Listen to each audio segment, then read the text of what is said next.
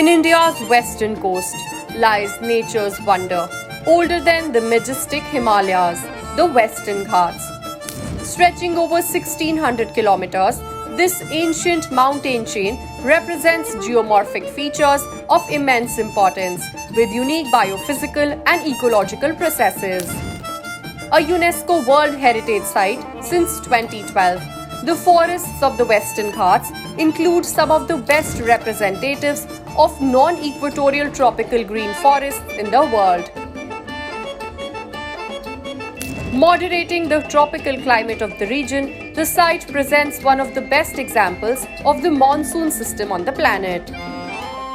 The Western Ghats act as a key barrier, intercepting the rain-laden monsoon winds that sweep in from the southwest during the late summers.